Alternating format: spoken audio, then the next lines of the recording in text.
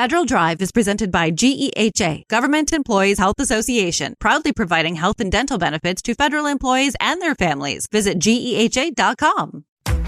And now, the Federal Drive with Terry Gerton, sponsored by GEHA. Welcome to the Federal Drive on Federal News Network. It's Thursday, July 23rd. I'm your host, Terry Gerton, and I'm glad you're here. Coming up on this hour of the Federal Drive, when is a data set truly dead? And when is it just being kept alive by a stubborn server and a little hope?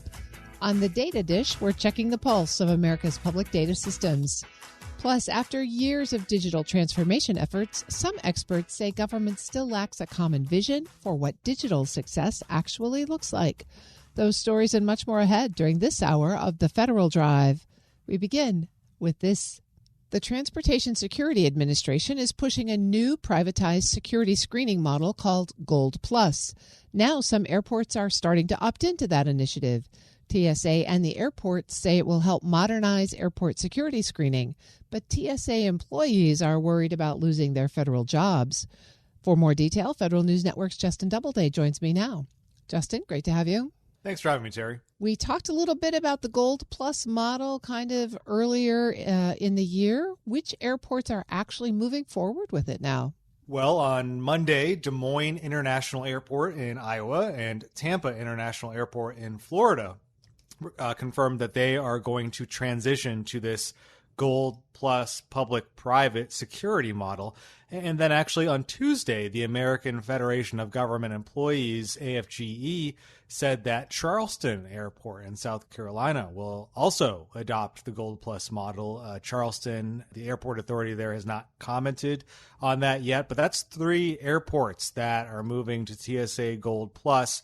And as a reminder for folks who maybe missed it earlier this year, TSA has rolled out Gold Plus as kind of a re-envisioned public-private partnership model where private contractors will manage both the airport screening staff and the technology at airport checkpoints. TSA will just provide kind of oversight from a management perspective. And so the big change there, of course, is that TSA employees, those blue uniforms, would no longer be federal employees under this model. They would be private contractor employees. And what are the airport officials saying about why they want to move to this privatized model? Yeah, there's 2 main points here. One, this is kind of about modernization and innovation. Both Tampa International Airport and Des Moines Airport Authority both released statements pointing to the ability to use new technologies that contractors could more quickly bring in, new screening technologies to kind of speed up what is, I think everyone agrees, is kind of a staid hassle of a process in getting through airport security. There's not a lot of details on what those new technologies might be yet. I know there's a lot of contractors who have been testing different things, but TSA has really kind of left the aperture pretty wide open on that front. The other big thing that these airports are pointing to is being able to stay open through a government shutdown, which is what, of course, we've seen now in recent years is these government shutdowns that happen frequently lead to TSA employees not being paid, which then leads to TSA employees calling out because they low on funds. They need to find other jobs, side jobs, things like that. And that obviously reduces or conflicts with air travel at these airports. And so private contractors, the handful of airports that run security screening with private contractors stayed open or were fully operational through those shutdowns. How are the TSA employees in Des Moines and Tampa feeling about this move? Are they excited for job security or concerned? No, I don't think they're excited at all. I think the feeling is definitely concerned because, this could be a potential, change in their pay and benefits. That's the big concern right now is moving from a federal job. Actually, TSA pay has improved significantly over the past few years, and benefits as well through the collective bargaining agreement that was negotiated a couple of years ago. So the TSA job itself has gotten a lot better in just the last few years. And so shifting to a private contractor, there's a lot of questions about whether they will pay as much, of course, and whether their jobs will be less secure with a private contractor. And I spoke with Chris Finlay. He's president of AFG Local 556 in Florida. He said that, employees are kind of despondent right now and wondering kind of what they should do going forward. They will have the option if this moves forward to have a right of first refusal with the private contractor who runs things under Gold Plus.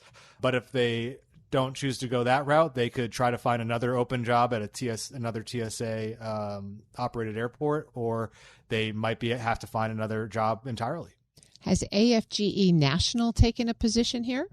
Yeah, as you can imagine, they are vowing to fight this. They did not say exactly how they might fight this quite yet, but they are vowing to push back. AFGE National President Everett Kelly put out a statement saying that, this is a big departure and step backwards from the aviation security screening system that was set up following 9/11. And they're kind of pushing the argument that private contractors will prioritize profits over security. And so this is going to be potentially an issue that folks run into. How is this Gold Plus connected to broader efforts by the Trump administration to privatize airport screening? It's interesting. TSA's budget request doesn't say anything about Gold Plus, but it does propose to eliminate roughly 8,400 transportation security officer positions. That's about 14% of TSA's screening workforce. And that would be due to smaller airports across the country, smaller commercial airports being required under this budget proposal to shift to the Screening Partnership Program, the SPP. That is an existing program that predates Gold Plus. It's been around as long as TSA has been around, where airports have the option to use private contractors that meet TSA standards. Right now, only about 20 of the nation's 440 commercial airports use SPP. The administration's budget proposal would expand that number to 220 airports. Again, that would be the very small airports across the country, not the major airports. But in tandem with Gold Plus, Tampa is a major, big airport, and Gold Plus is kind of a voluntary thing for airports to opt into, but that's kind of TSA's and the Trump administration's option here for bigger airports to essentially privatize their airport security screening. Justin, do we have a sense of the timeline here, how fast Tampa and Des Moines will be moving forward? Yeah, again, I spoke with Chris Finlay, president of AFG Local 556. He sat in on a town hall that the Tampa federal security director had with TSA employees, and they are looking at sometime late next spring to actually implement this move and shift to a private contractor-run screening operations. One of the interesting things here is that TSA has not yet selected the private contractors that would run airport screening under Gold Plus. That solicitation is out on the streets. It's been modified a couple times, and right now it's still open for bids. So that's something to watch going forward, how TSA moves forward with the procurement side of this Gold Plus issue. Proposals are due July 31st. Right now, TSA is saying the contract could start September 28th. It will be a multiple award contract. So, again, something to watch there as well. Absolutely. That's Federal News Network's Justin Doubleday. Justin, thanks for this update. Thank you, Terry. You can find his full story at federalnewsnetwork.com. Up next, when is a data set truly dead? And when is it just being kept alive by a stubborn server and a little hope? On the Data Dish, we're checking the pulse of America's public data systems. This is the Federal Drive with Terry Gerton on Federal News Network. Print servers in federal environments create risk and unnecessary complexity. Every new printer, location, or policy adds strain to infrastructure that was never built for today's demands. FedRAMP High Authorized Printer Logic eliminates print servers with a secure cloud-native, zero-trust solution designed for federal IT. With advanced security, centralized control, and simplified management, agencies can modernize print without added burden. See what secure serverless printing looks like. Visit Vasion.com to learn more.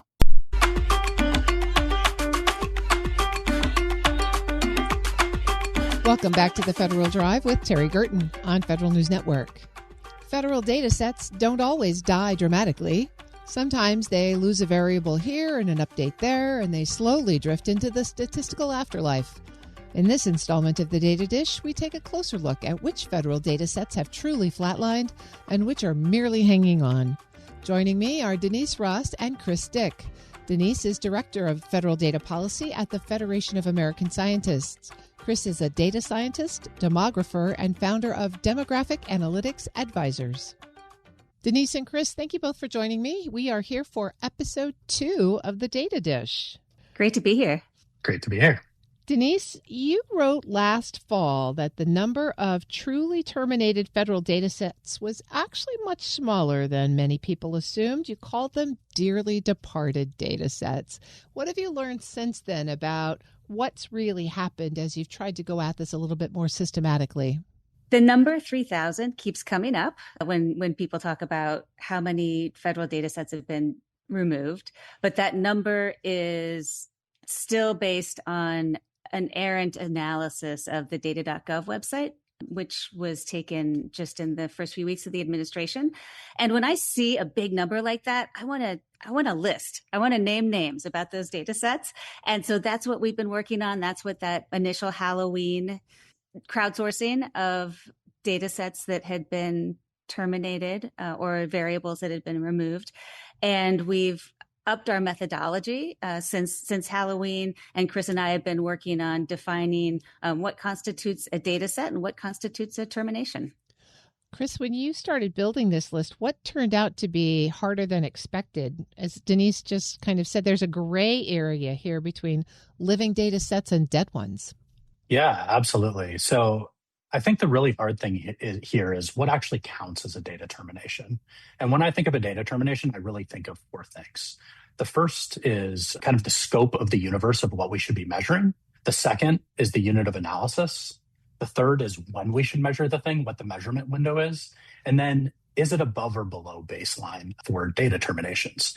So when we talk about scope of universe, really there's an easy thing here. And that is when an agency ends a primary data collection. So this is like when the CPS food security supplement was ended. That's a survey that the government does. The judgment call really comes when we start talking for scope about derivative and modeled products. So these are things like community resilience estimates equity supplement that the Census Bureau did, which is an index and a model of data that's pulled together from many different sources. Another one is the $1 billion weather and climate disasters data. So these are things where we're pulling together multiple different data sources, but they're not necessarily easily created again outside of government. So really defining that scope is where we first have to go. But then the unit of analysis, and this is where we get back to the 3,000 number, is really important as well. So when we think about something like the American Community Survey, big survey that the Census Bureau does, the Census Bureau releases dozens of files for the American Community Survey, but it's really just one data product. We can't count that over and over again. That's really one way that we get to that 3,000 number. And the time over which we measure also matters a lot. Something that's terminated isn't necessarily always terminated forever. The Social Vulnerability Index was terminated and then came back by court order. The Household Pulse survey from the Census Bureau, their gender identity fields, returned by May 2026. So our count, really when we're looking at things, we're measuring multiple times and updating this over time. The final thing really is, are these things above or below baseline? And this is honestly kind of the hardest part because data terminations do happen over time. Sometimes data sets or fields in a data set don't need to be collected anymore, and we terminate that data set or that field. What we're trying to do is highlight all the terminations and then note when things are above or below baseline. Something above baseline being things like the CPS food security supplement termination. That is a really helpful description of what's going into this consideration. And so, Denise, give us some examples. What's on the list? Yeah, and first I'll start with what the newest number is. It's 27. So I just want to make sure, we're looking at data sets numbering in the dozens when you're talking about actual terminations of data sets. If you look at variables that have been removed, then it's numbering in the hundreds when you look at gender identity and race and ethnicity that have been removed from data sets. But just a sneak peek into what our analysis has found. I'll give you 3 data sets that made the list this time.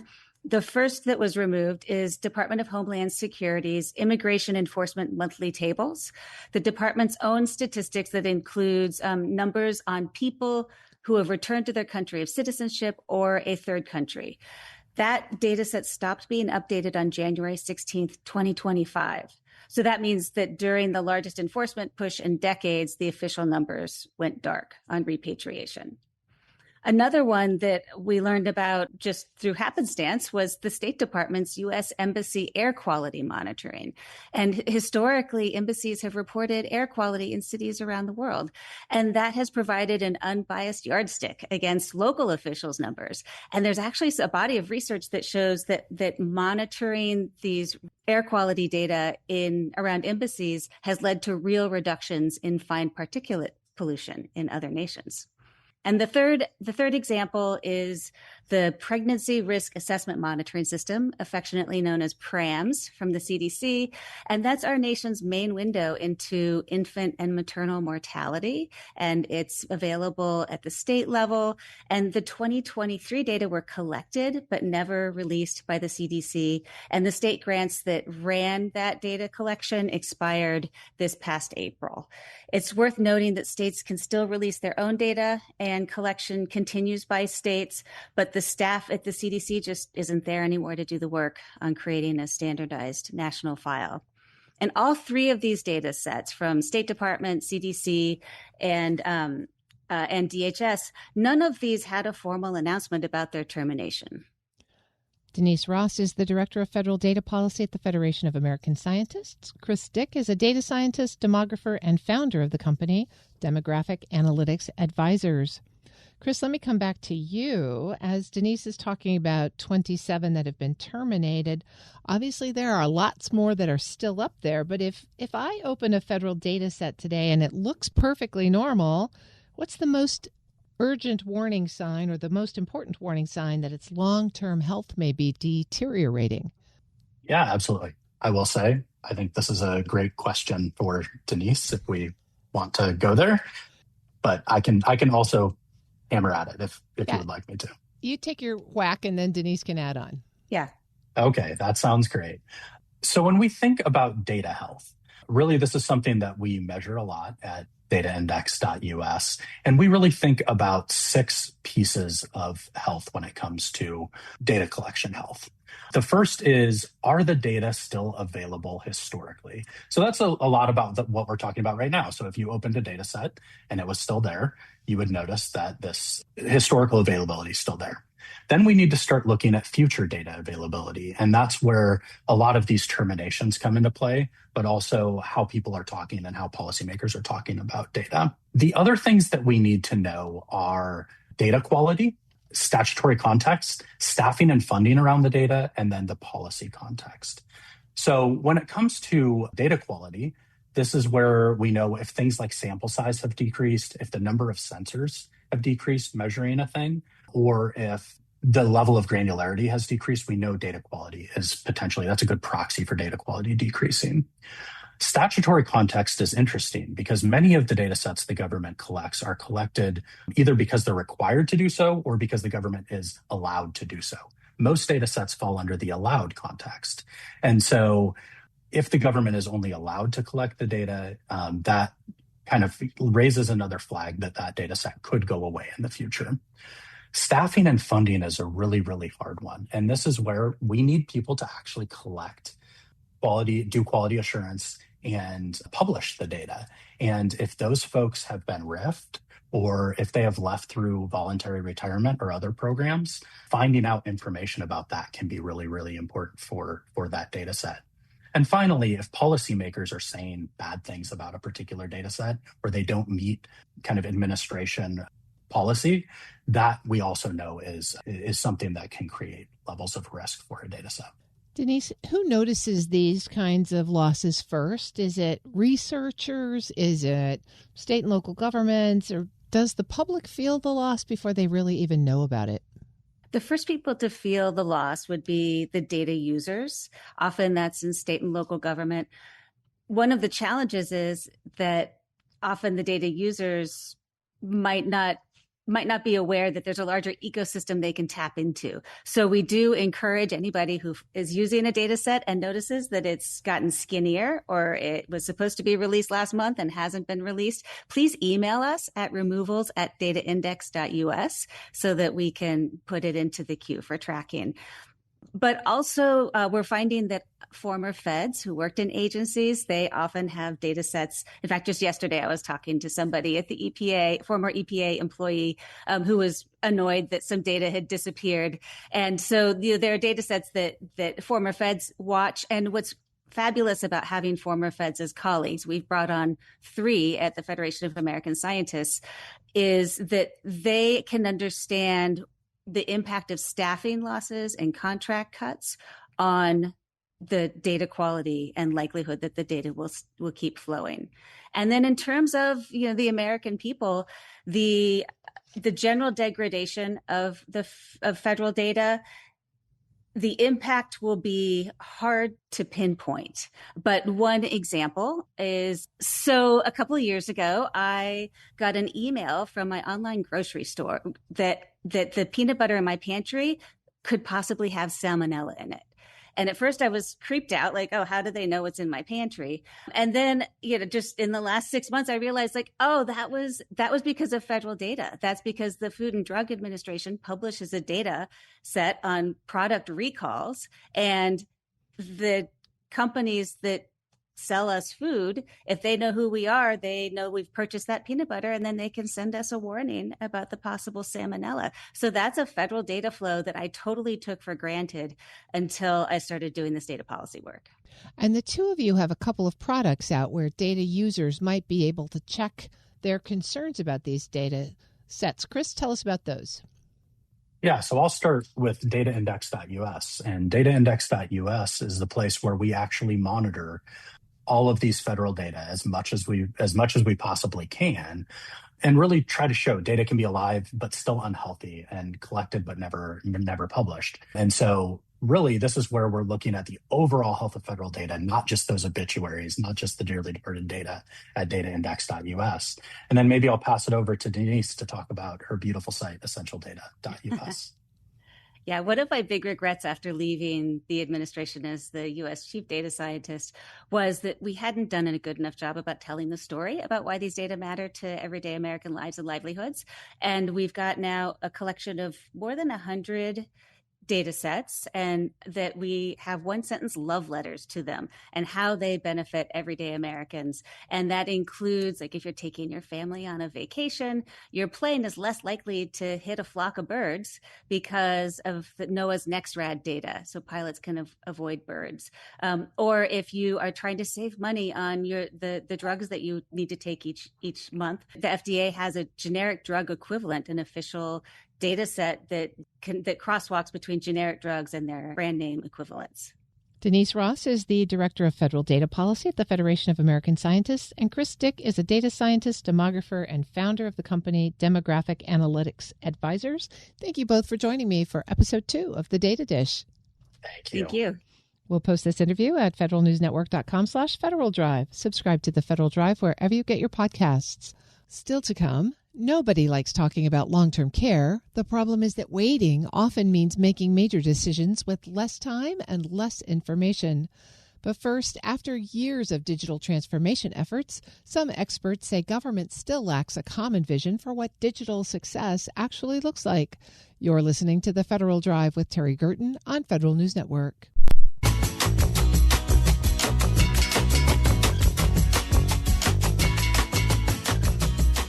Welcome back to the Federal Drive with Terry Gerton on Federal News Network. Government has spent more than a decade building digital service teams, but a new retrospective argues that many successes depended on workarounds rather than lasting institutional change. The authors say the next challenge is creating durable systems that can consistently deliver results and help agencies make better decisions. Here to walk us through their recommendations are Laura Siegelman and Maurice Venton of the Federation of American Scientists. Maurice and Laura, it's so delightful to have you on the show. Thank you both for joining me today. Thank you so much for having us. Longtime listener. It's great to be here. Oh, great. I love to have longtime listeners on this show. Marisi, let's start with you because this new report on digital services is really fascinating. You talk to people kind of across the spectrum, U.S. Digital Services, 18F, state and local digital services organizations. When you listened through all of those conversations, what was the biggest conclusion that surprised you at this point? What was so fascinating is across over 100 people we talked to was the wide variety and huge array of experiences that everyone had. There were very few individuals who showed up to work and kind of had the same impact, the same set of objectives or goals. And essentially what it showed us is that in the digital government field, this is a new field, and there's no shared mental model for what this work looks like. Effectively, there were no patterns. There were no through lines in the work. And that's actually an opportunity for us to really define, to look to the past to see what worked well, but also to define where we want to go in the future. And that's what we did with this entire report and project. Laura, I want to come to you next. Marisi's just said there are no mental models. There's no pattern. I know we've been talking about digital government services for over a decade, and yet the report says that the government lacks not only those models, but a common theory of change for digital services. What does that mean in practical terms? Yeah, absolutely. We found across all of the different retros that there wasn't a coherent strategy, there wasn't a theory of change time to outcomes, that these different teams and initiatives were operating within their own spaces, their own silos, competing for resources, focusing on their own individual goals rather than sort of this shared agency or government-wide outcomes. And that's really what we mean by theory of change, is understanding what those societal level outcomes we are trying to achieve. Is that improved health services, better access to healthcare, and then how the government as a whole uses digital services to achieve those outcomes, how these different agencies and initiatives engage with that. And so it's essentially a strategy for how we go from this highest level of societal change all the way down to how are individual teams engaging with that strategy, and how are the outcomes that they are trying to achieve contributing to those broader society and government-wide efforts. And so without a theory of change, I mean, this may seem like an obvious question, how do you get results? How do you know what direction to go in? It really took a lot of individual empowerment, individual entrepreneurialism, in some cases political leadership was a helpful partner, but really it took the heroic efforts of individuals to get a lot of this work over the line. A more mature government would say, okay, we expect this, our citizens expect this type of interaction with their government, and this is what we're going to do, and just set it out, versus kind of coming in from behind to try to get something over the line. Marisi, let's follow up on that, because heroic efforts is usually not a sustainable pattern of behavior. Your report says the field has struggled to scale and relied on workarounds for years. In fact, it says explicitly that the ways the government does work through hiring processes, standards, and common resources are incompatible with modern service delivery and impossible to scale. That's a pretty strong statement. What did you find there that was broken, and what should be fixed? There was so much collective energy and effort spent on bringing technologists into government that almost became the outcome itself. When I came back into government, I realized that the way to hire people like me who are technologists, there's no career path. We are in government for a term appointment in most agencies, especially at the U.S. Digital Service, but most agencies it's similar. It is a series of workarounds. It is not, let's say, a lawyer career path or an accountant at the IRS. Those are patterns that have been repeated for decades. And so these workarounds take a lot of convincing. They take a lot of political capital from your chief human capital officer, who may not even think that it's, a legitimate workaround. So that the effort that is expended to do this is just means it can't scale. And we saw that in all of my time in government. So what we're recommending is defined pathways, career pathways for this field. If you want the government to be more digital, to make it easier for people across the country to do what they need, then you should make it easier to hire the talent needed to make that happen. And also really to set, incredibly high standards for what these services should look like. I worked on the free tax filing project, Direct File, and we had really high standards that we set for ourselves across accessibility, across interaction. Our work increased trust in the IRS by 86% and had net promoter scores that were incredibly high. Those standards should be the baseline for all standards that government has for interactions. And so you need to bring in the talent to make that work scale and to set those higher standards for users.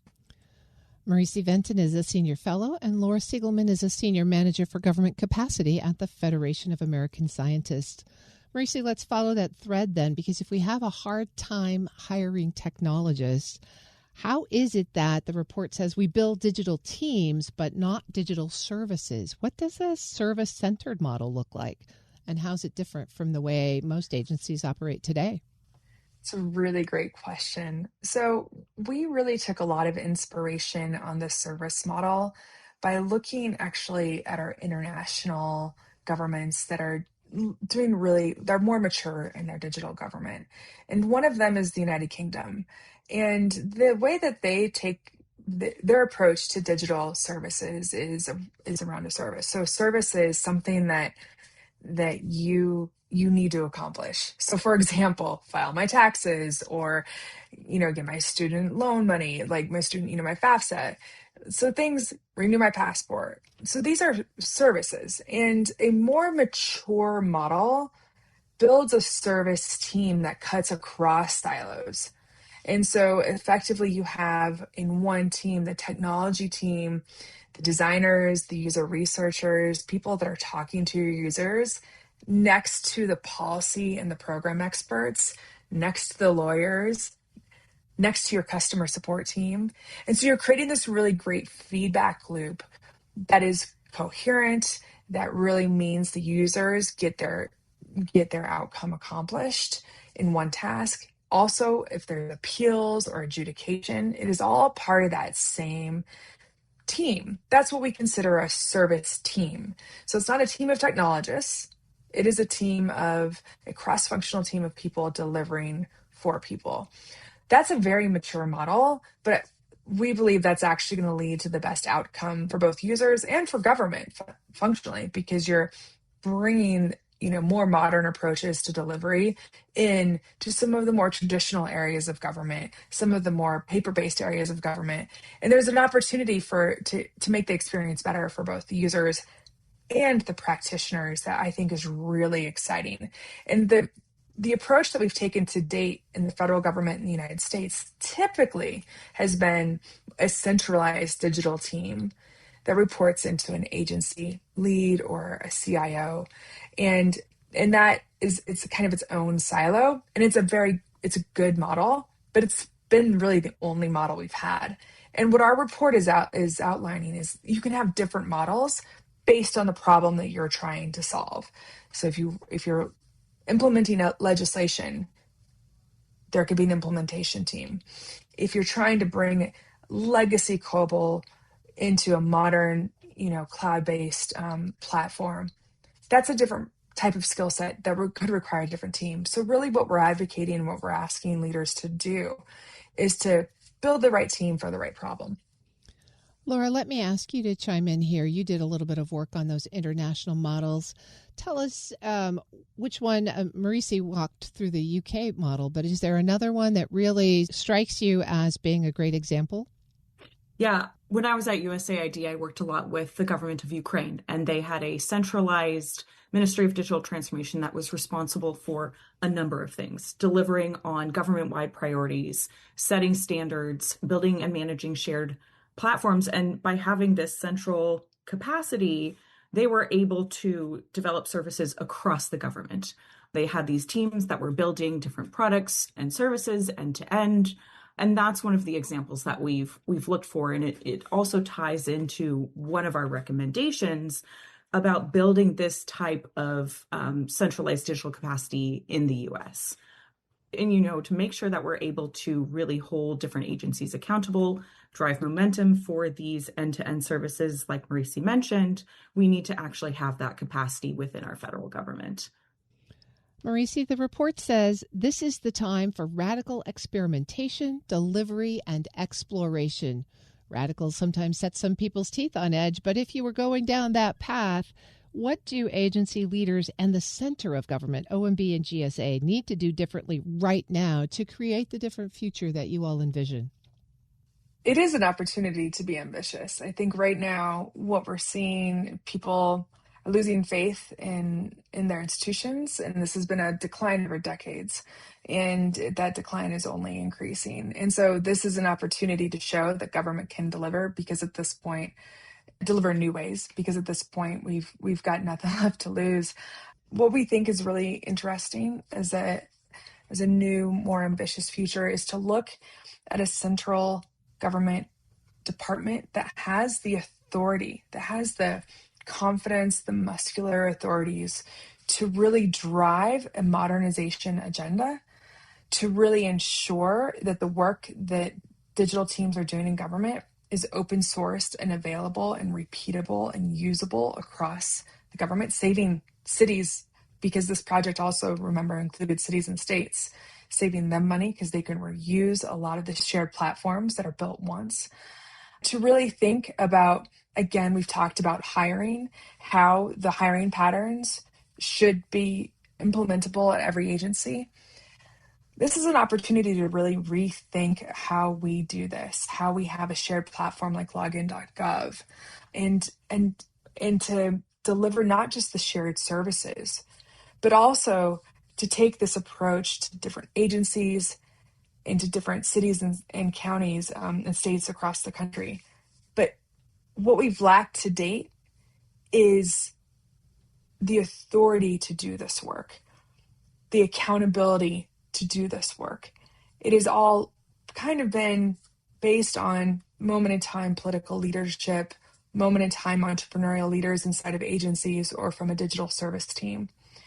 And that's been great to date, but a more visionary approach could really set out a long-term plan for what digital and government looks and feels like, and then to start executing on it immediately. Marisi Venton is a senior fellow, and Laura Siegelman is a senior manager for government capacity at the Federation of American Scientists. Thank you both so much for joining us today. Thanks for having us, Terry. Great to meet you. Yeah, thank you so much for having us. We'll post this interview and a link to their report at federalnewsnetwork.com/Federal Drive. Subscribe to the Federal Drive wherever you get your podcasts. Coming up next, nobody likes talking about long-term care. The problem is that waiting often means making major decisions with less time and less information. This is the Federal Drive with Terry Gerton on Federal News Network.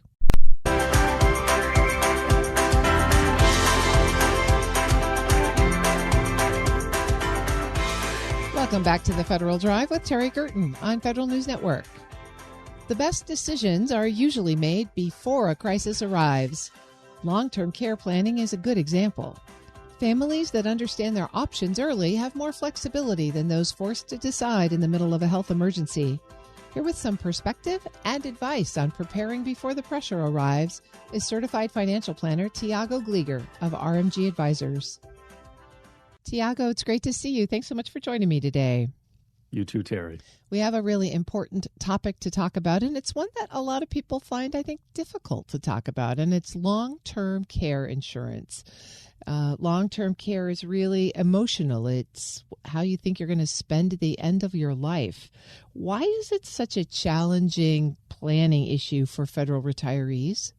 Yeah, long-term care it's usually not the first retirement risk that people think about when they think about retirement and longevity. They worry about the markets or taxes or income and Social Security, all those other things, because it's kind of hard to imagine when there's a day that we're not independent anymore and we can't take care of these basic necessities like getting groceries or cleaning or cooking or any of the things that we do and sometimes take for granted. And long-term care is a little different because it attacks a retirement plan from a variety of different angles. right? We've got financial stress, of course. There's also emotional stress, like you mentioned. Sometimes there's disruption to the family, and sometimes we have to make decisions about our money that we weren't ready to make. And so over the years of serving the federal retirement community, I've seen the different amounts of strain that it can put on families, both financially and emotionally. So it's a tough topic, like you said, but it's really important. When people hear long-term care, many think of nursing homes. Is that the general gist of it, or is that too narrow of a perspective? I think it's a little narrow, like you said, because it doesn't always begin with a full-blown nursing care facility. Often it's something a little bit more subtle, like just needing maybe some extra help to get some things done around the house or be able to provide for our basic necessities. So in the business of long-term care, they have this concept where you have activities of daily living, as they describe it. So things like bathing and dressing and eating and transporting yourself and so forth. And so sometimes it can just mean having a little bit of assistance. Sometimes people's memory or mind might not be as strong as it was before. So sometimes memory care is a component as well. Or sometimes, and I've seen this with clients, Terry, you just slip and break your hip. And it's so much harder to come back from that event. And sometimes the people in your life might not be able to help you. So those are the things that can really begin to take hold and sometimes drive you into a long-term care event. And a lot of people think they can manage this at home, but aging at home still requires a plan. It does, in particular, because sometimes do you have the physical support of people there that might be able to help you? We'll think, oh, well, maybe my spouse can help me. Well, that depends. How much in a good health are they in? How old are they? Are they able to carry you if you need that? Sometimes our home is not physically structured in a way that supports the situation that we are in. Sometimes a lot of people like to retire to a single level home because of the ability that, hey, going up and down the stairs is going to be more difficult over time. Tiago, we've talked in the past about health insurance. We've talked about FEHB and TRICARE, Medicare. Is that sufficient to cover long-term care, or are there other provisions that people need to be thinking about? Health insurance covers general healthcare services, and so it can cover some things that are related to long-term care. For example, something like physical therapy if you fall and you have an injury, or some of the medication that you might be on.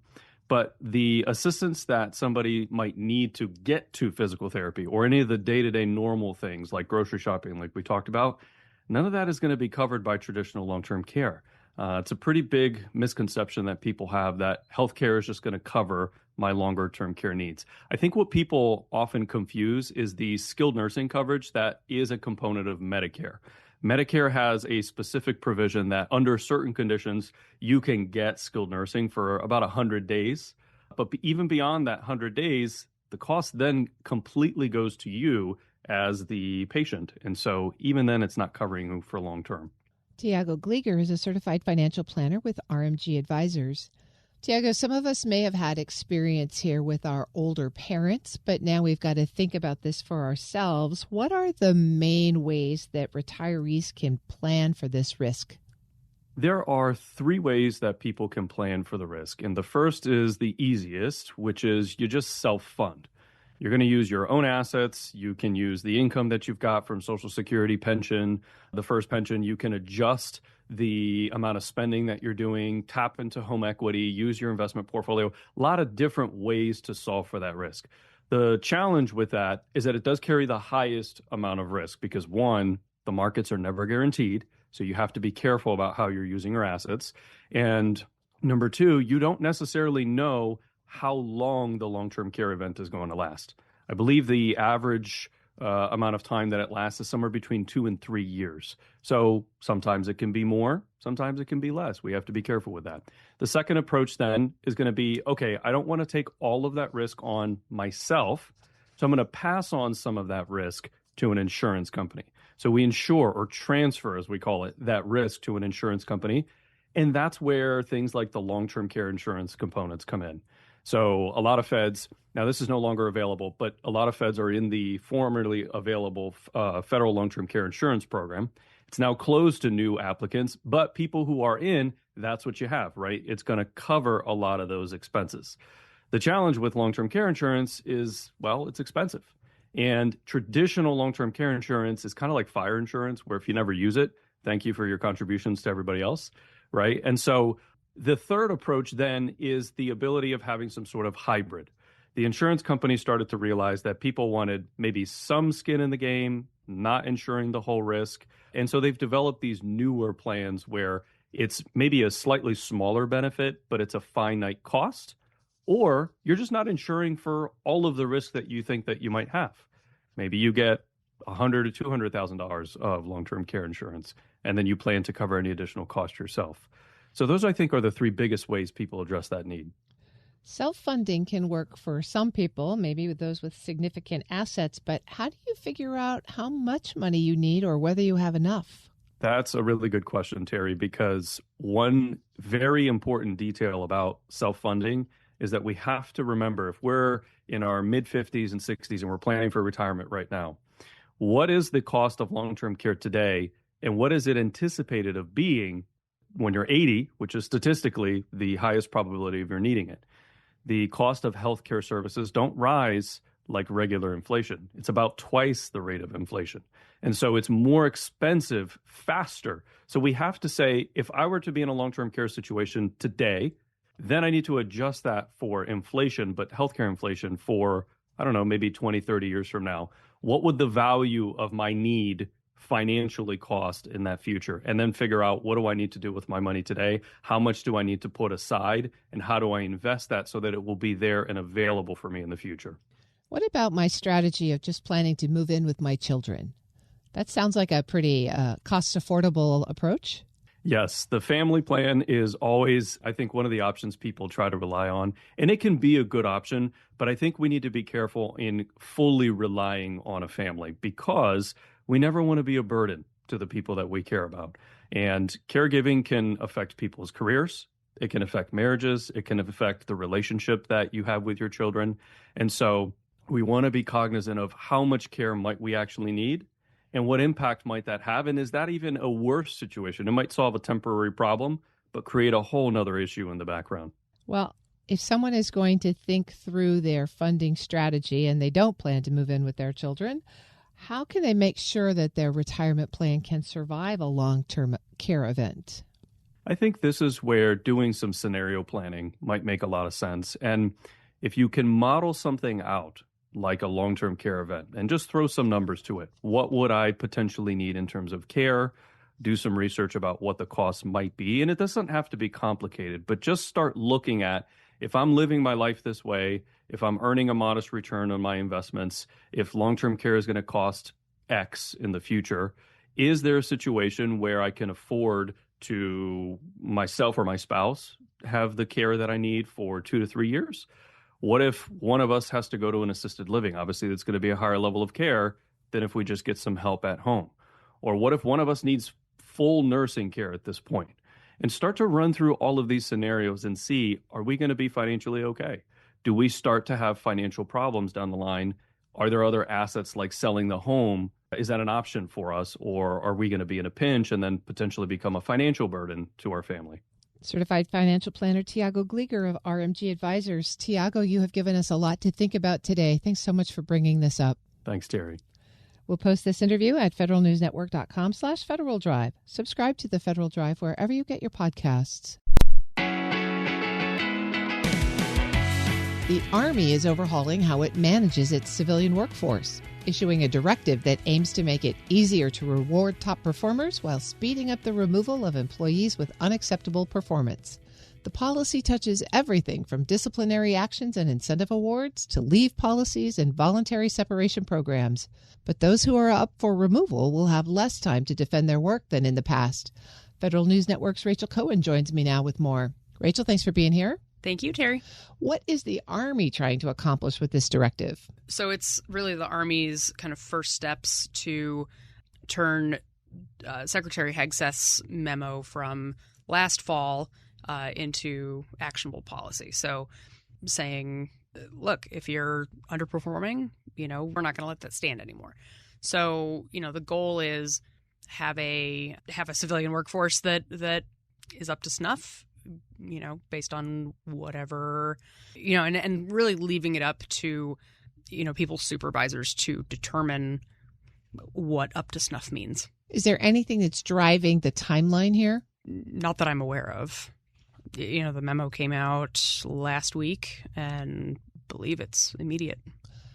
One of the biggest changes seems to be an effort to move more quickly on employees with unacceptable performance. What specifically will be changing in the Army in that process? Yeah, so it lays out two paths. So one for appropriated fund employees, which is most people, the GS schedule and so on. And then another couple steps for non-appropriated fund folks, so people that staff, MWR facilities, bowling alleys, things like that. So it's very short for the latter category.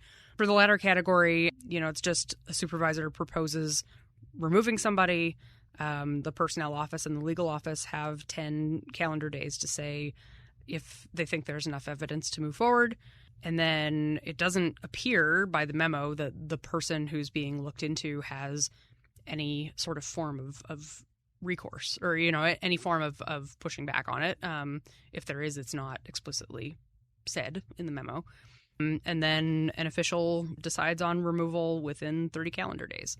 So that's for the non-appropriated fund side. And so then for the GS scale and other folks in that category, it seems like first the supervisor consults with a personnel office to start kind of the process of notifying somebody that they're not up to par. And then again, they have the personnel and legal office have 10 days to respond. And then employees have 7 calendar days to respond to the notice. So what has stood out to me is the 7 calendar days is less than what they previously got. The memo says they used to have more flexibility under previous policies. Scratch that. They get up to 7 calendar days, and then we're moving forward. So it seems on its face less flexible than what they've gotten before. It seems like, again, there's no specific, this can be appealed up to MSPB, things like that. So, there's I think a lot of details that have to be worked out about, the guidelines that people use when they're determining whether somebody is falling short. So they certainly seem to want to move fast on the removal process. What about the positive side? How does this address awards and step increases and promotions and those kinds of things? Right. They also really want to incentivize people to do well. So it's saying now commanders or supervisors can push down to, your direct supervisor the ability to give you financial awards, to give you time off, to give you a step increase. So, it's really saying, these people best, you make that decision. So, any concern about inconsistency across different organizations or installations on both the removals and the rewards? I think it kind of echoes a lot of things that we've seen in the military over the last several years of saying, higher level officials, if everything's up to them, A, they don't know people as well, and B, it's just another thing on their plate to do. So it's more personal if they push down that authority, and there's been money appropriated to that level to give people the ability to do it. Were there any other actions or authorities wrapped into this memo? Yeah, so there's a couple things on leave. So the process of saying, hey, I have extra leave. I would like to donate it to this pool for other people to be able to use. So right now that uses an OPM form, like many things in life. And so they want to build a centralized digital system. So you would just be able to go in and say, I want 10 days of leave to take care of, a parent or something like that. And then that would be approved through that system instead of, the very manual process of OPM forms. It also, instead of saying, if you're a civilian who is married to another either federal or military civilian employee, it used to be you had 90 days at a time to go with them to a new job. So instead of being approved 90 days at a time, you can get up to a year up front, and then that's capped at 18 months. And so, it seems like that is kind of it's aiming to give people more flexibility, cut down on paperwork. So every 3 months you don't have to go back to, whoever your supervisor is and say, can you give me another 90 days? Rachel, are you expecting to see anything like this come out from the other services? Yeah, it's certainly possible. Like I said, it follows Hegseth's directive from last fall that said, we really want supervisors to crack down on folks that aren't doing well. So, this is Department of the Army. We could also see similar from Department of the Navy for Navy and Marine Corps. We could also see similar for Department of the Air Force for the Air Force and Space Force. We'll keep our eyes out. That's Federal News Network's Rachel Cohen. Thanks for updating us on this issue. Thank you. You can find her story at federalnewsnetwork.com. The Federal Drive with Terry Gerton is produced by Eric White and Michelle Sandiford. Our web editor is Stephanie Wright. As agencies look to stay connected anywhere and everywhere, satellite technologies are becoming a critical part of the mission toolkit. Join Federal News Network today for our Space and Satellite Exchange 2026 and a first-hand look at the future of federal connectivity. Register now at federalnewsnetwork.com. For the latest updates, stay with federalnewsnetwork.com or follow us on Facebook, YouTube, and LinkedIn. I'm Terry Gerton. Thanks for listening.